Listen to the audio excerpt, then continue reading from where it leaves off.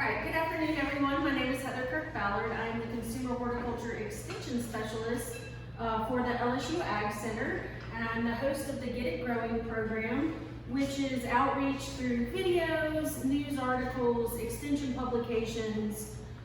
There's a Get It Growing calendar that gives monthly tips, but my focus is on the consumer and home gardens, and I wouldn't say that I have any special expertise. I have a lot of knowledge about a lot of different things, if that makes sense. But one of the things that I am passionate about talking about is the environment and planting to benefit our environment. And I've come across a few great articles here lately that have kind of inspired me to educate people more about the benefits to the environment from our home landscapes. So combating the climate crisis in your home landscape. So the Earth's atmosphere carbon dioxide levels stand at 450 parts per million. That's according to the, NOAA's Global Monitoring Lab. The global average atmospheric carbon has set an all-time record, right? So we started recording, or they showed here on this graph, in 1960. And now it's just an exponential growth, right? So carbon is a two-part problem. Now it's essential to life, but when we think about carbon and the issues that it makes and how we can do something about it, there's a two-pronged approach. So we've got the reduction of combustion emissions. Agriculture notoriously contributes a great deal of atmospheric carbon. We have greenhouse gases, of course, from our animals. We have methane, nitric oxide from our crops, things like rice. And all of these things, we've got burning of forests. So carbon is sequestered in plant tissue, and whenever we burn trees or consume the trees, the carbon is no longer stored there and it's released back into the atmosphere. Carbon dioxide, methane, nitrous oxide, these are all the different types of greenhouse gases that contribute to climate change. And carbon is actually stored, a great deal of it is stored in our soils, but in addition, all of our plants. So our two-pronged approach is to reduce those combustion emissions and to increase the removal of atmospheric carbon dioxide through our plants. Now, we all have a choice of how we steward the land that we own. It might be a very small place. You may only have a small balcony, but you can make a difference with the plants that you grow. So smaller residential properties can be surprisingly important to contributors to carbon sequestration. And what you do makes a difference, and you have to decide what kind of difference you want to make. For me, it's about what I can do at my home, and the way that I can contribute is the way that I landscape and I steward the land that I own, be it small, albeit small. So what are the biological benefits of trees? What is the bigger picture when we're talking about it? We can talk about it on the molecular level, or we can talk about the big picture. We all know that trees beautify the places in which we live. They provide wildlife habitat. Now that may not be something you consider at your home, but it's very important for small mammals and birds especially. They can promote healthy lifestyles. Nobody wants to go take a walk on a sidewalk or in a parking lot where they're being beaten down by the sun.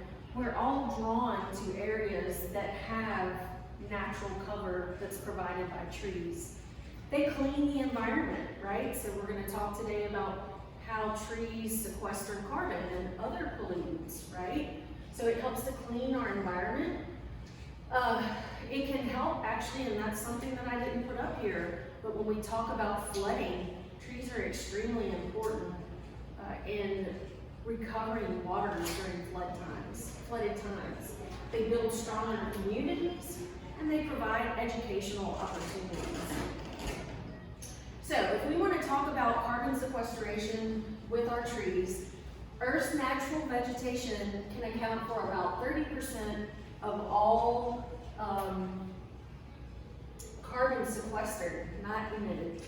Carbon sequestration, plants in their landscapes remove carbon dioxide from the atmosphere during photosynthesis, and then they're stored in all of the molecules of the wood, the roots, and leaves.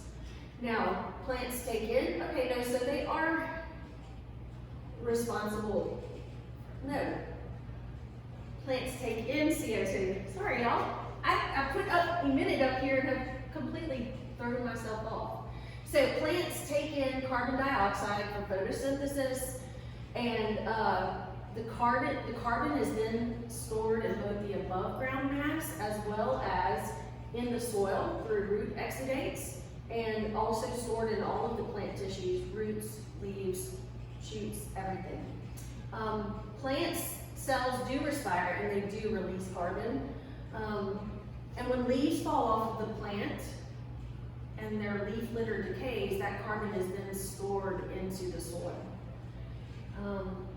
So carbon goes to the below ground biomass in the roots. The root exudates have cell loss, and they contribute to carbon microbes in the soil matrix. Carbon is then leached out through the water. So carbon can also flow from the roots to mycorrhizal fungi hyphae, and the carbon cycle through the soil microbial ecosystem. When these leaves decompose and break down, they make plant litter, and carbon cycles down into the soil, which then can be released. So there is a carbon cycle of the plants take in CO2, they emit oxygen, but it is also released from the soil from these, so it is a bit of a cycle. But the soil and all of the plant tissues are a very large carbon sink. And these are long-term storage in aggregates and mineral surface. They can get down there as well. So how much carbon is stored in trees? Plant tissues contain about 45 to 50% carbon.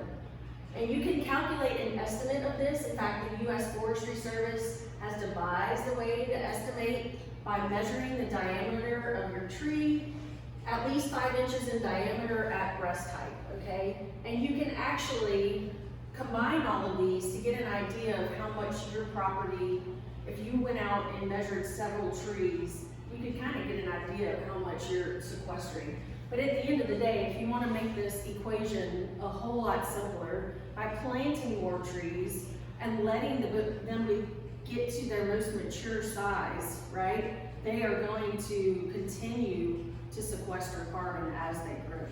So in a large tree, about 30 inches in diameter, removes about 70 times the quantity of pollutants as a tree that's only 3 inches in diameter.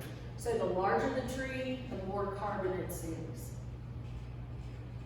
Trees also reduce home energy expenditures, and they provide thermal balance. And what I mean by that is that in the summertime, trees can shade the home and reduce the amount of electricity that you have to use.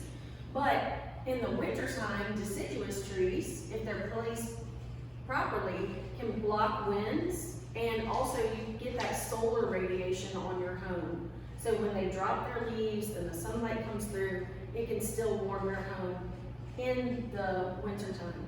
So trees within 60 feet of a home reduce those home energy expenditures and carbon emissions by cooling the house in the summertime and insulating it from cold in the wintertime. I like this picture that shows the shadow over the home. And I really appreciate this landscape design that has a diversity. So not just trees, but a little bit of everything. Additionally, trees provide wildlife habitat and contribute to biodiversity. Look at all the different North American mammals, and this is just a small portion that I pulled out. Think of the hundreds and hundreds of different types of birds that utilize trees for nesting. But it's very important to the black bear, possums, squirrels, porcupines, North American porcupines, larger animals, cats like cougars also will get into trees.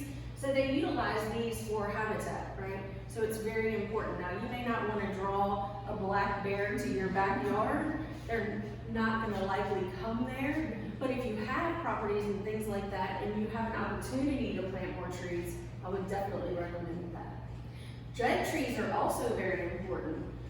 They're an insect habitat, and they also contribute to biodiversity, because when these insects come in to eat off of the decaying wood, it can support wildlife, different birds as well. And don't forget, the carbon is still stored here in this plant tissue.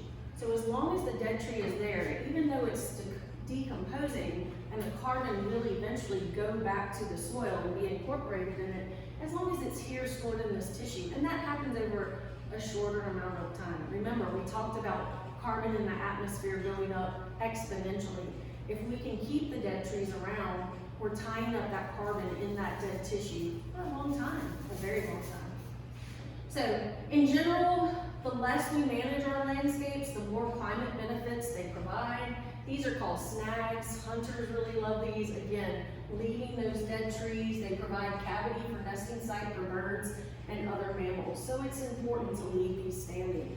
And I understand that in a home situation, you don't want to leave a dead tree that could be hazardous and close enough to fall on your house. We don't want to do that, right? Standing dead trees that are not hazardous provide considerable benefits if you leave it standing. They no longer sequester carbon, but they continue to store it for decades before slowly releasing it through decomposition. Regular maintenance, I mean, we need to take care of limbs that are touching our home, or something that's going to cause concern when we have heavy winds from a hurricane. We do want to trim those, right? But one of the things that they recommend is that you deposit those branches. Keep them, put them back in your woods, put them in a pile or scatter them around. They become a cover or den, not a den, for habitat for small animal species such as red-backed salamanders. Oh, those things give me the creeps when I see them, but they love living in those areas, and they're often drawn to the insects that decay this wood. So that whole ecological circle of life thing, you know, you may think it's just a dead piece of wood, but that is food and a habitat for many animals and smaller mammals. So newts, frogs, wrens, sparrows, and box turtles. And you know, they all feed off of one another, right? The insects feed the birds. Many of these smaller animals eat insects as well. So in our landscapes, when we're considering our landscapes to combat climate change, there are 5 really key points that we want to talk about. So 6 strategies for landscape design for carbon sequestration. The first thing is increase the biomass. So the larger the trees, the larger amount of biomass that we have, the more carbon that we're going to sink. Increasing the size and longevity of plants. We know that trees that are perennial, that live for hundreds of years, live oaks and bald cypress, are going to sequester that carbon for a very long time. You want to layer plants, that increases the potential biomass of the whole system. Stack them in there. We know as gardeners and landscapers, we want several levels, right, in our landscape. We want things all the way from tall trees, smaller trees that fill in the area. We've got perennials, we have our annuals, and turf grass also, right, fixes carbon dioxide. So on many levels, as much diversity as we can add, the better it's going to help. Include those large trees and plants if you have the space. Include species that are longer lived and that don't have a whole lot of maintenance. Deep-rooted trees and plants increase the amount of woody plants, and vertical layering, again, tall down to our shortest ground covers. The more biomass, the more diversity that we have, the more carbon that we're going to sink. So increase that biodiversity is the next rule. Minimizing biodiversity provides another avenue to achieve. Maximizing biodiversity provides another avenue to achieve functional diversity of plants and has important co-benefits and provides habitat. So include a diverse plant species, increase phylogenetic diversity of the plant community, choose native plants. I know y'all hear that over and over again. but those are gonna be our lowest maintenance plants, right? They're adapted to our climates, they're adapted to our swings and, you know, major deluges to droughts for a month, right? So we're seeing a lot of plants suffering right now because we haven't had rain in over a month. But those ones that are adapted to that are gonna be fine and bounce back as soon as we get that first rain, right? Now, are they gonna be a little stressed? Of course. But they're more adapted than some highly cultivated plant that requires water every day and lots of spraying and fertilizing. Now, increase the plant functional diversity by combining plants with a diversity of functional traits. We create a system where more spatial and functional niches are filled, leading to increased productivity and carbon sequestration. So, include a wide range of sizes and height and spread, different plant forms and habits. They can be very finely textured or have large, coarse leaves that cover large areas. Include as much diversity as possible. Include a diversity of root depths and architectural types. Now we think of huge trees like live oaks, and I'm walking through New Orleans these past couple of days along the street. I am amazed by those plants. I had to take so many pictures. You've got these huge oak trees that have that large canopy and a large root mass. And somehow they stay alive between the street and that sidewalk, and it's popping everything up and it's growing all around. Just be aware. When we think of palm trees, they're very shallowly rooted. These are the kind of things I'm asking you to consider. Large root masses versus those that are very shallowly rooted. Use cold season and warm season plants. Change them out with each season. Grasses are excellent. So make sure you have a lot of diversity. Design your plant with plant life history strategies. So planting the right type or plant or combining the right types of plants for the site will increase efficiency and resilience of the landscape. And what I mean by this is that we're going to group by what we call hydrozones. So we have plants that are naturally require a whole lot more water because that's what they're adapted to. And we really appreciate their beauty. Something that I think of as hydrangeas, and they're called hydrangea, like hydro as in water. They like a lot of water. That's why they're called that. So if we have other plants with similar needs, we want to plant them together. When we have plants that are more drought tolerant, put them together. As a time saver, you're gonna spend less time on your drought tolerant plants, right? You're gonna let them go a little bit longer than your ones that require more water. So we're gonna group them in places where it makes it more convenient for us and we can control that water better, right? Because we wanna be conservative in our watering practices as well. All right, and then last, we're gonna layer and cluster those plants. Layering and grouping plants can pack in more biomass, like we said, and create nested ecosystems that form rich interconnections and self-organization. So have your small plant community, your larger, have your vertical layering from tallest to shortest, right? And this is just a depiction of that, okay? So this young woman, her name is Deanna Lynn. She just won this an award for this design that she came up. It's you can find it at this is the American Society for Landscape Architects. She's a graduate student, and her publication is just amazing, and I loved pulling from it. So it's called Landscape Design for Carbon Sequestration. So if y'all are interested in any of this, it's a wonderful resource. So she talks about increasing that biomass. Remember, all that biomass means is just the total amount of all the leaves and all the woody material of the trees, and their roots contribute to its biomass. So you want the larger the plant, the more carbon it's going to sequester, and you want those plants with those deep roots, okay? You want to increase that biodiversity. Look at all the pretty, pretty butterflies. And see how much more fibrous all of these types of roots are, so that contributes to that diversity as well. And that supports other life. A diversity of plants supports a diversity of life. You want a range of plant heights and habits. And by habits, we mean either they're going to be upright and erect, very tall like trees, or they may be weepy. They're different, like Yopon Pali has both a weeping form and just a conical form. Ground covers, trailing things, vines, what have you. So different types of habitats or heights and habits.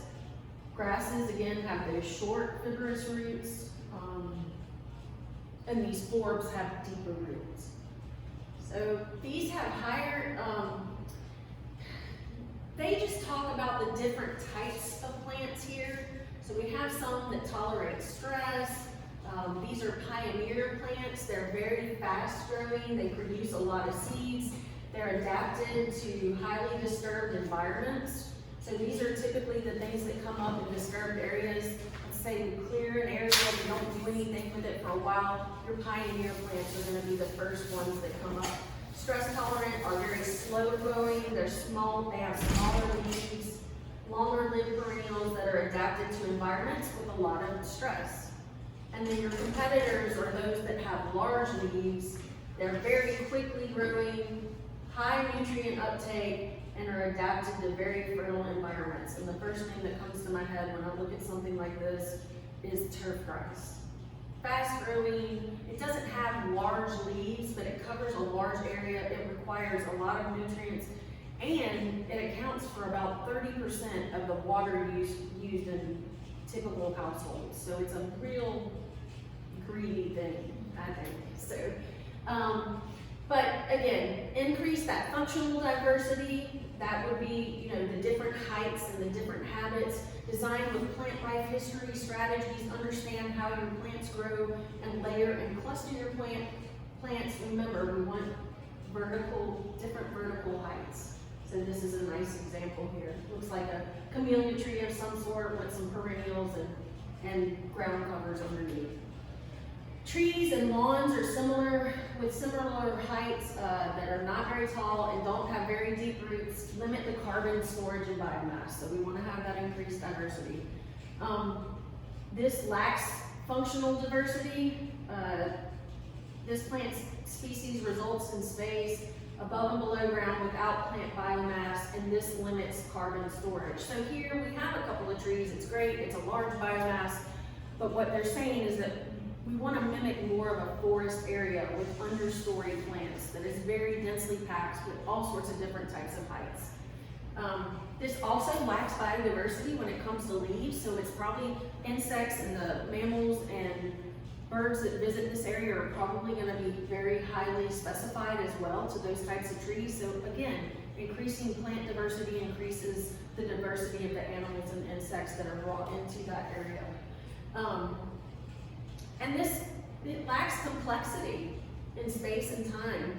If they're not well adapted to the site, they need a lot of maintenance, and that can contribute to carbon emissions. So the point of this slide is just to say, if we have just one or two large trees on our lot or in our area that doesn't have shrubs and perennials, annuals, and other things to complement it, ornamental grasses, we're going to have a lack of diversity.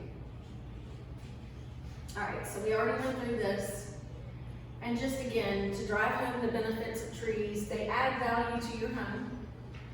They help cool your home and neighborhood. They bring families and neighbors together. They reduce the atmospheric carbon as well as air pollutants. They save money during the cooling and heating of your home. They make use of underutilized space. I think I understand that for some people it can be a challenge to stewarding your landscapes in this manner by planting lots of trees. And I know that I really make my husband upset the more trees that I plant. And as a horticulturist, I want one of everything, because I can appreciate, just like I can appreciate in a human, their qualities. I can appreciate in a plant or a tree its different benefits and its different beauty. So if you come to my landscape, you might say, oh gosh, this woman is I don't know. I just put trees with the end in mind, right? I think of how large they're going to be when they're at full maturity. I think of their uses, their habit, and what have you. But I put trees all over the place because, and I've been accused by my neighbor of reforesting my area, and that is what I want to do, right? I want to have more trees of different heights, different types, different attributes that can contribute to wildlife, that can benefit the environment, and while also selfishly, many of my plants have been strategically placed in order to cool my house, right? I have that in mind. So, you know, plant more trees. It really helps. Many homeowners prefer that tidy, a tree here, a tree there, with long views and unobstructed sunsets, but a property steward for natural climate solutions can offer a beauty that's not found in many open landscapes. So that's what I have for you. I didn't really give any list of things. I could sit here and tell you about all sorts of different types of trees and shrubs.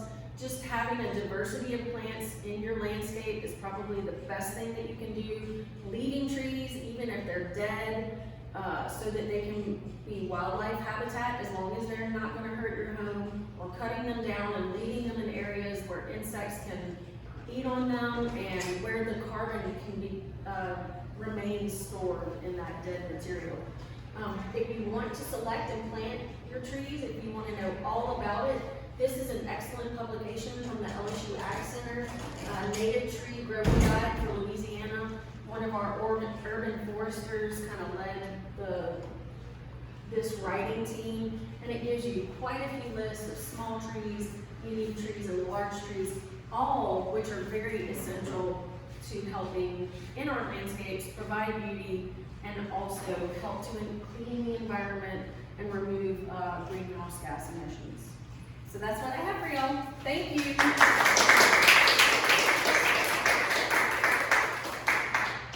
Any questions?